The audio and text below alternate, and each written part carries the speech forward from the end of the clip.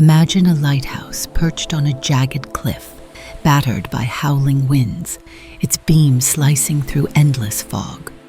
Now imagine its keepers, 3 men, vanishing without a trace, leaving only silence and questions.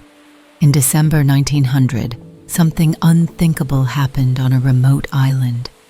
No bodies, no clues, just an eerie stillness that's chilled sailors for over a century. What could make 3 men disappear from a locked lighthouse in the middle of the sea? Stay with me as we unravel a true story that's as baffling as it is terrifying. Subscribe, hit that bell, and let's dive into the darkness together.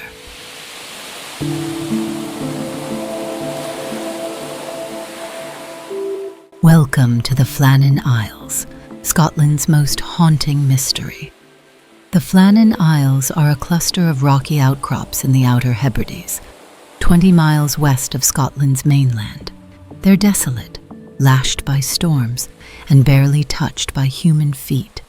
In 1899, the Northern Lighthouse Board built a lighthouse on Eilean Mor, the largest isle, to guide ships through treacherous waters. It was a marvel of engineering, 75 feet tall, with a beam visible for miles. But the island itself? Locals whispered it was cursed. Old Gaelic tales spoke of spirits called sluach, restless souls that hunted the living, their wails blending with the wind. The lighthouse was manned by 3 keepers, Thomas Marshall, James Ducat, and Donald MacArthur. They were seasoned men, used to isolation, trained to keep the light burning no matter what. Their job was simple: live on the island for 6 weeks, maintain the lighthouse, and survive the brutal Atlantic storms. But in December 1900, something went wrong. Horribly wrong. On December 15th, a passing ship, the SS Arctur, noticed the lighthouse beam was dark. That was unheard of. The light was never supposed to fail. The crew reported it, but storms delayed any investigation. It wasn't until December 26th that a relief keeper, Joseph Moore, sailed to Eilean Mor aboard the supply ship Hesperus. As the boat neared, Moore felt a chill unrelated to the cold. The lighthouse loomed silent, its stone walls slick with salt spray. No one greeted them at the landing. The flagpole was bare, the door locked. Moore's heart sank. He called out. Only the wind's mournful howl answered. He pushed open the door and stepped inside. The living quarters were tidy, but frozen in time. A clock on the wall had stopped at midnight. A meal of cold meat and pickles sat uneaten, forks still in place. The logbook lay open, its last entry dated December 15th. Everything was normal, except the men were gone. Moore searched the island, shouting their names. The cliffs, the rocks, the sea, nothing. The keepers had vanished. The Northern Lighthouse Board launched an investigation, desperate for answers. The logbook offered clues that only deepened the mystery. Entries from December 12 to 15 described a monstrous storm. Marshall wrote of severe winds, the likes I've never seen in 20 years. Ducat noted the men were quiet, staring at the sea. MacArthur, the toughest of the 3, was reportedly trembling, muttering to himself. These were hardened men, not prone to fear. The final entry, on December 15th, read, "Storm ended, sea calm, all is silent." But weather reports from nearby Lewis Island showed no such storm. The sea had been rough but not apocalyptic. What terrified these men? The island held more riddles. The West Landing's equipment, ropes, oilskins, was missing, as if the men had ventured out. A crate of supplies, weighing over a ton, was found shattered, its contents scattered across the cliffs. How? No wave could do that. Inside the lighthouse, everything was in order. The lamp was polished, oil tanks full, wick trimmed for the next lighting. But 2 sets of oilskins were gone, suggesting Marshall and Ducat left, while MacArthur's coat, hung on its hook. Did he stay behind? The east landing was pristine, but the west landing's jetty showed bizarre damage. Iron railings twisted like wire, a lifebuoy ripped from its mount. The cliffs soared 150 feet above the sea, too high for any wave to touch the lighthouse. Mor described an oppressive dread on Eilean Mor, like eyes watching from the fog. Locals weren't surprised. They spoke of ancient burials on the island, of stones that hummed at night. Fishermen swore they'd seen lights flickering on the cliffs before the lighthouse was built, lights that moved against the wind. Was this more than a natural disaster? Let's explore the theories, because this is where the story turns chilling. The official report, led by Superintendent Robert Muirhead, pointed to a rogue wave.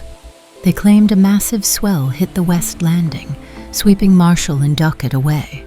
MacArthur, seeing this, ran out and was lost too. It's a neat explanation, but it crumbles under scrutiny. Why were all three men outside during a storm, against every rule? Why was the door locked from the inside?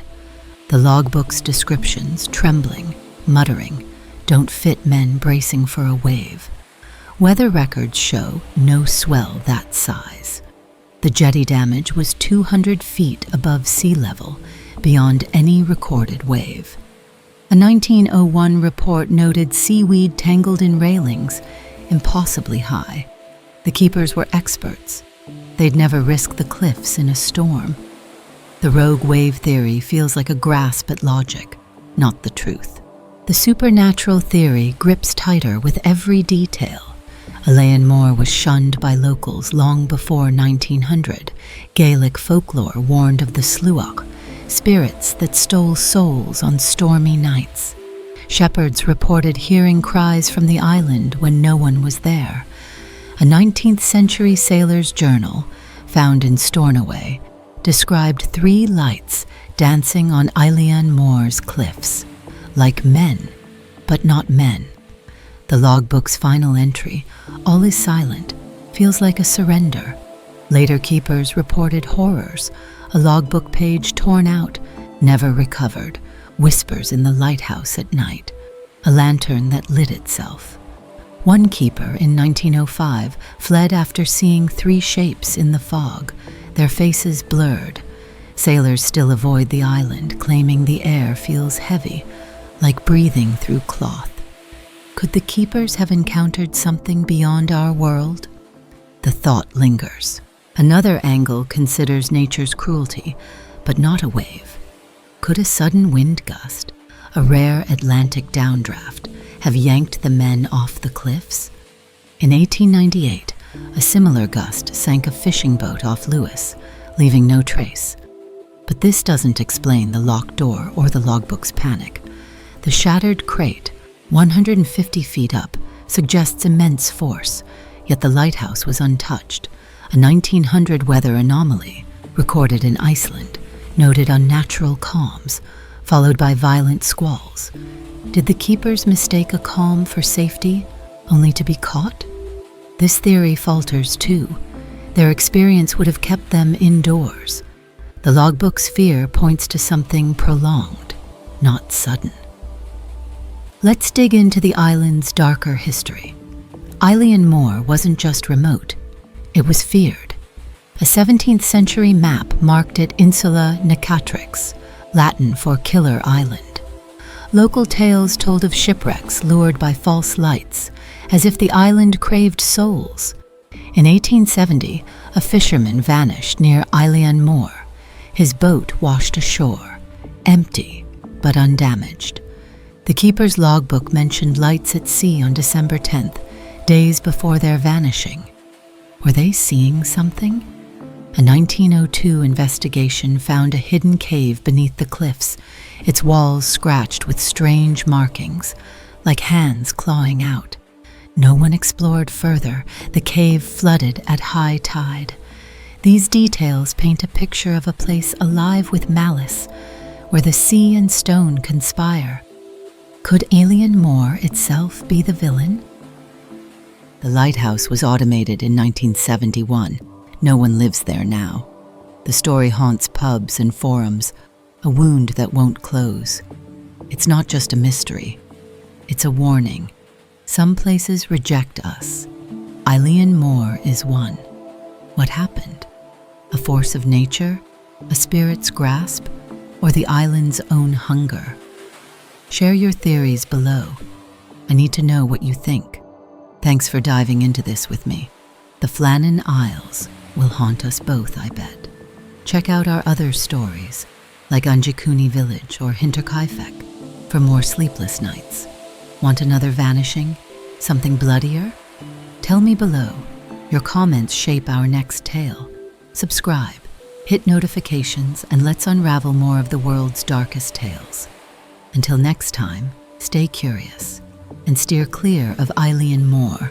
If you're watching this at night, good luck sleeping.